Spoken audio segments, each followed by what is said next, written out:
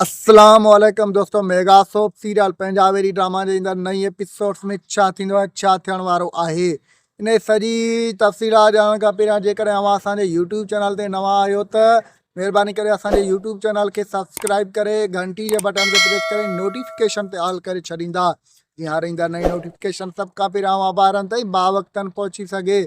दोस्तों हाणे हलूं था पंहिंजी मेन ॻाल्हि ॿोल तरफ़। जीअं त mega soap serial Punjabi drama जे ईंदड़ नई एपिसोड्स में तव्हां ॾिसंदव त वॾेरो चाकर खान जाबिर खान खे घुराईंदो आहे, हिन खां सॼी हक़ीक़त पुछण जी कोशिशि कंदो। बहरहाल तव्हां ॾिसंदव जाबिर खान वॾो कमीनो शख़्स आहे, कॾहिं बि हुनखे हक़ीक़त कोन ॿुधाईंदो त असुल छा आहे। बहरहाल रहंदो जाबिर खान सावल खान जे ख़िलाफ़ु हुनखे अहिड़ियूं त ॻाल्हियूं ॿुधाईंदो रहंदो, चाकर खान जे ज़हन में अहिड़ियूं त ॻाल्हियूं अची वेंदियूं ऐं उहो वरी वधीक सावल खान खां नफ़रत करणु लॻंदो। ॿिए तव्हांखे ॾिसण वटां मिलंदो त रूंडो ऐं जाबिर खान वारा पाण में हिकु थी वेंदा ऐं उहे ॿई पाण में सलाह कंदा त जेको आहे सो असां चाकर खान खे ब्लैकमेल कीअं कंदो। ऐं तव्हां ॾिसंदव त ईंदड़ एपिसोड्स में उहो चाकर खान खे ब्लैकमेल करे वेंदा।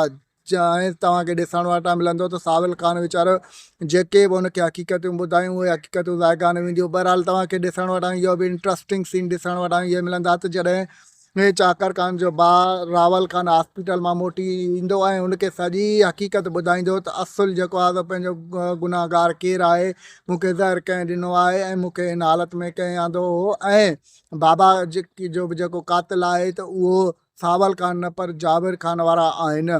दोस्तों असांजो रिपोर्ट अव्हांखे कीअं लॻो, जेकॾहिं पसंदि आयो हुजे त महिरबानी करे असांजे यूट्यूब चैनल खे सब्सक्राइब कंदा ऐं पंहिंजो क़ीमती राय कमेंट सेक्शन में ज़रूरु ॾींदा, पंहिंजे शहर जो नालो ॿुधाईंदा त कहिड़ो दोस्त किथां ॾिसी रहियो आहे।